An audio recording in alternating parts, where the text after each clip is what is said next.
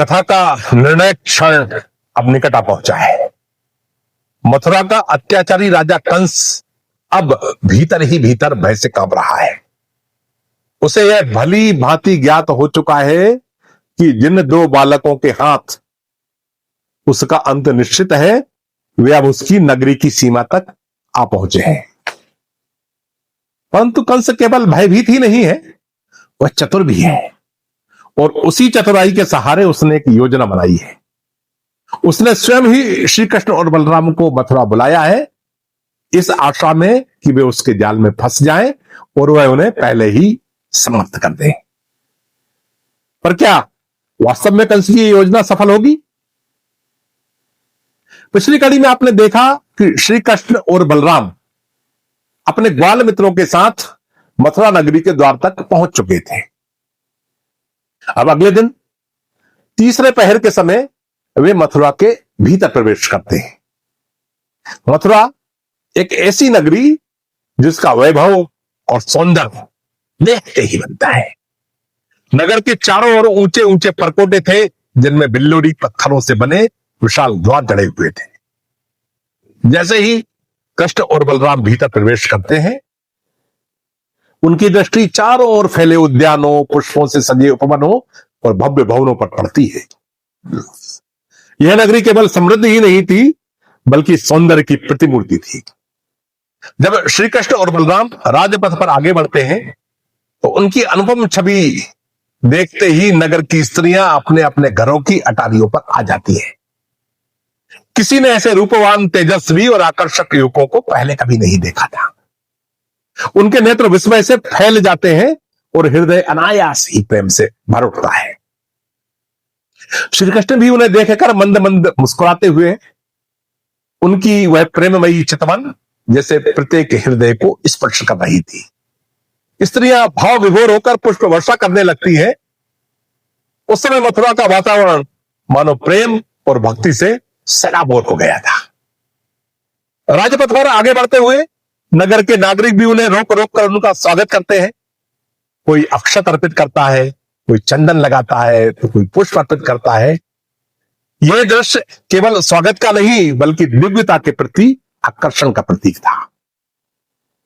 इसी बीच सामने से एक धोबी आता दिखाई देता है, जो रंगरेज का कार्य भी करता था। उसके सिर पर सुंदर वस्त्रों के गट्ठर रखे हुए थे। श्री कृष्ण ने सरल भाव से उससे कहा, भैया हमें कुछ सुंदर वस्त्र दे दो। परंतु वह धोबी, जो कंस का सेवक था, अहंकार में चूर था। उसने तिरस्कार भरे स्वर में उत्तर दिया, अरे तुम लोग जंगलों में रहने वाले ग्वाले, क्या तुमने कभी ऐसे राजसी वस्त्र देखे भी हैं पहले? इन्हें पहनने का विचार भी मत लाना मन में। यदि दोबारा कभी ऐसी बात कही तो राज कर्मचारी तुम्हें दंड देंगे। जब उसका अभिमान सीमा पार कर गया, तब श्री कृष्ण ने उसे एक ही चांटा भर मारा और वो भूमि पर गिर पड़ा। उसके साथ आए कर्मचारी भय से कांप उठे और अपने अपने गट्ठर वहीं पटक कर भाग खड़े हुए। अब श्री कृष्ण, बलराम और ग्वाल वालों ने उन वस्त्रों में से अपने मनपसंद वस्त्र चुने और धारण कर लिए। उनके व्यक्तित्व में अब और भी दिव्यता झलकने लगी। थोड़ा आगे बढ़ने पर उन्हें एक दर्जी मिला और श्री कृष्ण और बलराम के रूप को देखकर मंत्रमुग्ध हो गया। उसने उन वस्त्रों को बड़े कौशल से इस प्रकार सजाया कि वे उनके शरीर पर अत्यंत शोभायमान हो उठे। श्री कृष्ण उसकी सेवा से अत्यंत प्रसन्न हुए और उसे आशीर्वाद देते हुए अनेक वर प्रदान किए, समृद्धि, कौशल और संतोष का वर। इसके बाद वे लोग सुदामा माली के घर पहुंचे। सुदामा ने जैसे ही श्री कृष्ण को देखा, वह भाव विभोर होकर उनके चरणों में गिर पड़ा और उन्हें आदर पूर्वक आसन पर बिठाया, उनकी पूजा की और सुगंधित पुष्पों की मालाएं अर्पित की। उसकी निष्कपट भक्ति से प्रसन्न होकर श्री कृष्ण ने उसे अविचल भक्ति का वर दिया। साथ ही ऐश्वर्य, बल, कीर्ति और कांति भी प्रदान की। सुदामा से विदा लेकर वे आगे बढ़ते हैं। तभी उन्हें एक अत्यंत सुंदर युवती आती हुई दिखाई देती है। युवती का मुखमंडल अत्यंत सुंदर था, पर दुर्भाग्य से उसके शरीर पर एक कुबड़ था, इसलिए सब उसे कुब्जा कहते थे। वह अपने हाथ में चंदन और अंगराग का पात्र लेकर जा रही थी। श्री कृष्ण ने मुस्कुराकर पूछा, सुंदरी तुम कौन हो और ये चंदन किसके लिए ले जा रही हो? कुब्जा ने विनम्रता से उत्तर दिया कि मैं कंस की प्रिय दासी त्रिवक्रा हूं। महाराज मुझे बहुत मानते हैं। मैं उनके लिए चंदन अंगराग बनाने का कार्य करती हूं। यह चंदन महाराज के लिए ले जा रही हूं, परंतु आज मुझे ऐसा प्रतीत होता है कि इस चंदन के योग्य आपसे श्रेष्ठ कोई नहीं है। और यह कहकर उसने प्रेम पूर्वक श्री कृष्ण को पीले और बलराम जी को लाल अंगराग से अलंकृत किया। उसकी भक्ति से प्रसन्न होकर श्री कृष्ण ने उसे अपने पास बुलाया। उन्होंने उसके पैरों को अपने चरणों से दबाया और उसकी ठोड़ी को उंगलियों से ऊपर उठाया, और जैसे ही उन्होंने उसे तनिक उठाया, युवती का कुबड़ सीधा हो गया। उसका पूरा शरीर संतुलित और सुडौल हो गया। उसका सौंदर्य अब और भी दिव्य हो उठा। कुब्जा ने लज्जा और प्रेम से भरे स्वर में श्री कृष्ण से अपने घर चलने का आग्रह किया, परंतु श्री कृष्ण ने मुस्कुराते हुए कहा, अभी मैं व्यस्त हूं, उचित समय पर अवश्य आऊंगा। इसके बाद श्री कृष्ण बाजार में पहुंचे। वहां व्यापारियों ने उनका भव्य स्वागत किया और उन्हें अनेक उपहार अर्पित किए।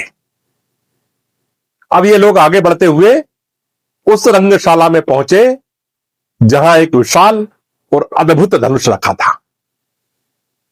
उसकी रक्षा के लिए अनेक सैनिक तैनात थे, पर रक्षकों की रोकटोक के बावजूद श्री कृष्ण ने उस धनुष को उठाया और उस पर डोरी चढ़ा दी, और जैसे ही वे उसे कान तक खींचने लगे, धनुष बीच में से टूट गया।